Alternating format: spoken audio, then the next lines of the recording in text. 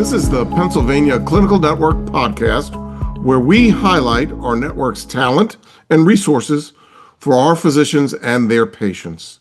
I'm Dr. John Pagan, chair of the PA Clinical Network and your host. It's my pleasure today to welcome Dr. Arvid Cavale, president of the Pennsylvania Medical Society. In addition to being a fellow physician from Bucks County, Dr. Cavale is a champion for independent physicians and has made independent practice the center point of his presidential initiative. Dr. Cavale is an endocrinologist and a passionate advocate for our physicians and our profession. Hi, Dr. Cavale. We're excited to have you here. Tell us a little bit about your story. Sure. Thank you. I appreciate you having me on, John, and the PA Clinical Network and all the work that you guys are doing. So I am a clinical endocrinologist, and it's about 27 years since I practiced in the same area in central lower Bucks County, small practice, and we're also a clinical research site, and we've been doing clinical research for about 16 years. So my passion for independent practice is the only reason I'm still independent. And sort of a interesting tidbit that doesn't follow the normal trend is that in Bucks County, 4 out of 5 endocrinology practices are still independent, which is very contradictory to the national trends.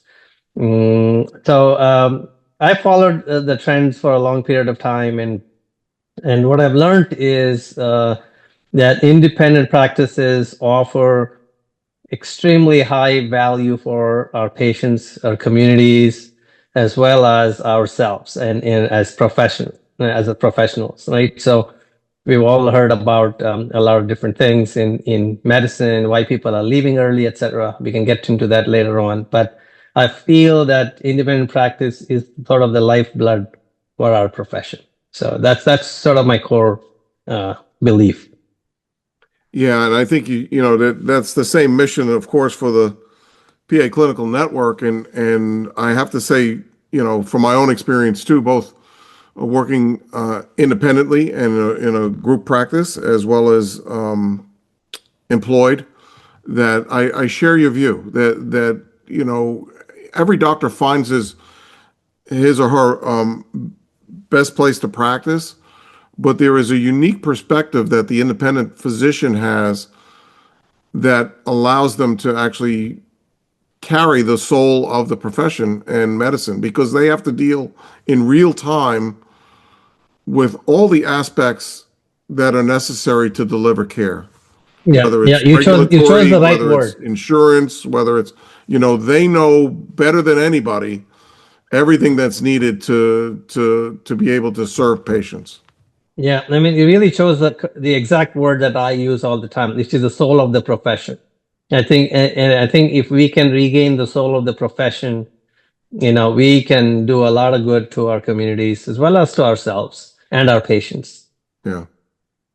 So we anchoring on that and both of us sharing that passion for the independent practice. Do you think independent practice has a future in Pennsylvania? And if so, is that a strong future? It definitely has a future. And I like to kind of dovetail this into saying, a lot of times we hear this story a lot, that independent practice is a has-been, right? So, but there are, if just from the Pennsylvania Medical Society roster, close to 3,000 physicians who are members of the Pennsylvania Medical Society that are still independent practice physicians. So there is still a lot of life left in independent practice. I would go even further to say that it is what we create that really matters. We can't really, we've spent a lot of time and effort asking others to create things for us. And people ask me also, what does Pennsylvania Medical Society do for me? And I turn that back and say, you are the Pennsylvania Medical Society. What can you do that will change the course of the society? And And that actually gets a lot of people, enthusiastic about stuff. And that's really the whole mission for me at this year is how can we be the agents of change and the agents of change that we have been asking? Because I think we've been asking for too long the same questions for someone else to come and help us out. I think we have enough talent, we have enough resources, we have enough of a bandwidth that as a statewide society, we can create our own future in a lot of ways. And we can recreate. I think the future does not have to look like the immediate past. It can be a different future. I think that's a great point. What role do or should physician-led organizations have in shaping that future in healthcare?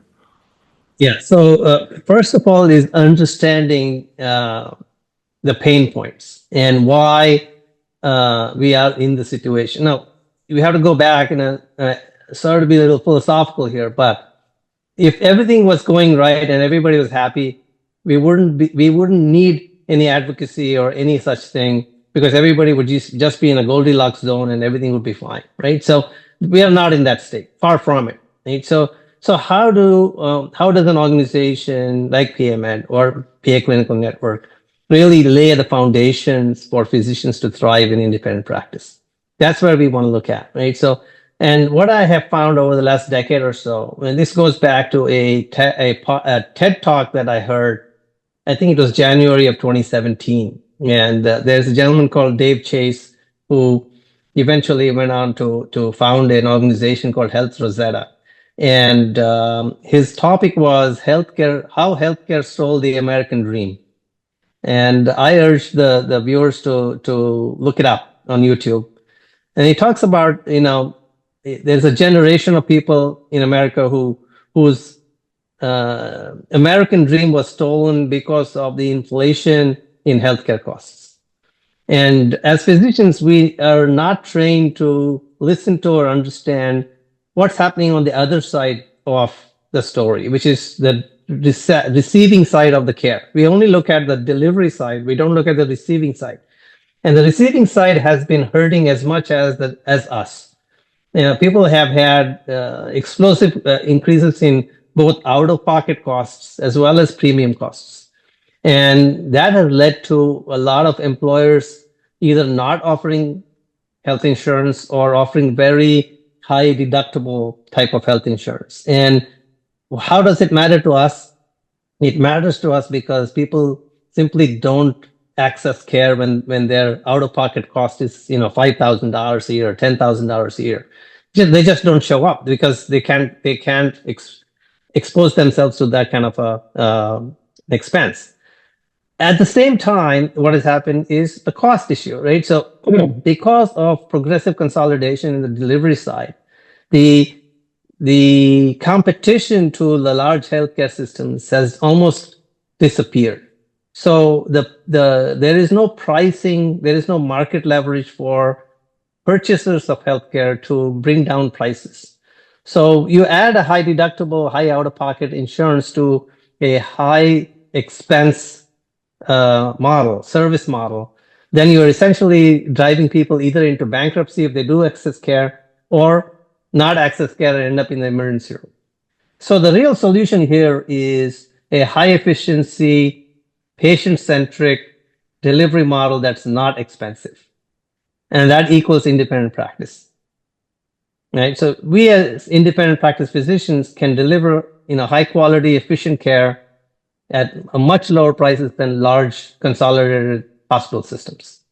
But we need the numbers, and we need the extent, and we need the footprint in different communities to be able to deliver that. So what does an organization like PAMed that has a statewide network do is to build these platforms for us independent physicians to be able to deliver that care in our local communities. Now with technology, you can actually collaborate with a lot of physicians remotely.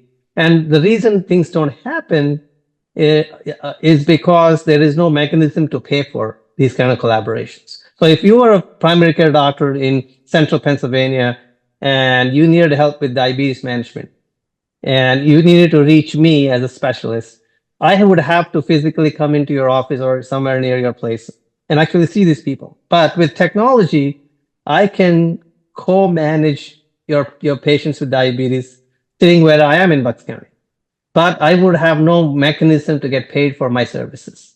So if we create a new business model where these things are allowed and technology very easily allows us to collaborate like this, we can recreate the business model for independent practice, which will save both the employers and well the employees a lot of cash because we are not charging like the hospital systems. But it will also help us enhance our the extent to which we can deliver our care. So that's sort of where I would see an organizational structure that can build um, uh, foundations for physicians in independent practice to be the most efficient and the most effective in their communities. Yeah, so you kind of jumped ahead a little bit, and I appreciate you brought it all home there in terms of organizational assistance, but I do want to dwell on that. So the change that needs to happen for independent practice to thrive in upcoming years is a facilitation of collaboration and connection that utilizes technology to break down the barriers of time and distance, so that your thoughts and your services, in your particular case as an endocrinologist, can benefit any physician or patient in Pennsylvania in needing of doing that. Yeah, we need to create win-win circumstances, right? So win-win-win actually, if we think about the patient, the doctor, and the patient's employers, and another win is the community, right? So if the employers can offer local high quality care in their own communities that is accessible to their employees at zero cost or very low out of pocket cost, as at the same time improve the revenue stream for local physicians and contribute to society in the general in their communities, it's a win-win-win situation, right? So you're actually accessing higher quality care at lower price, but actually the doctors can actually make a living because now they're getting paid better than the conventional, methods. So that's sort of where, this whole looking at this concept of the Health Rosetta Plan and where Dave Chase started, it just sort of got me thinking about how physicians, and only physicians, if you ask me, can lead this change, because no one knows healthcare as well as physicians do. And I've always maintained this in my own practice, and I've always talked about people, is if we focus on taking care of our patients, all other pieces will fall together eventually. Whether it's revenue, whether it's autonomy, access to care, quality, we can put everything into one basket if we just focus on taking care of our patients. And I mean, we can go on for a while. So I think one way to wrap up this podcast, and then we'll pick up with a part 2, talking about one of the crown jewels of your initiative, this upcoming summit. But what are some of the other challenges that are commonly facing independent practice, that are barriers that are hurting them? We talked about some of them already, but I don't know if there's any others you want to highlight that we may be able to address together. So the key factor, honestly, is lack of capital. That is fundamental. If you look at why independent practices cannot hire new grads, why independent practices cannot extend their reach, why the sad part is why independent practices themselves cannot offer their own staff the highest quality health insurance and benefits. It's primarily a 30-year decline in Medicare payments and associated insurance-based payments. And I don't see that trajectory, that trend changing a whole lot. going forward in the near future, I would think. So we have to come up with an alternative pathway where we can actually get paid at a reasonable rate for the type of services we provide, even if it does not require, and if it does not require us to do a lot of, paperwork or technology, electronic work. So I think right now the fundamental weakness in independent practice is lack of capital, and which is also another reason why private equity finds it so attractive to come into healthcare, is because they have the capital to invest, which we don't. And we may not like private equity and how they behave, but I guess their cash is king, and they have a lot of cash. Great. So I think in the interest of time and our audience, we'll bring them back for part 2, where we'll talk about the upcoming meeting there. So I appreciate all you're doing and the strong work for all of the doctors there. Once again, Dr. Arvid Cavale, President of the Pennsylvania Medical Society, and I'm John Pagan, Chair of the PA Clinical Network and your host. Thanks for tuning in to the latest installment. Be sure and look for part 2 of the installment coming shortly, and the upcoming summit in Harrisburg.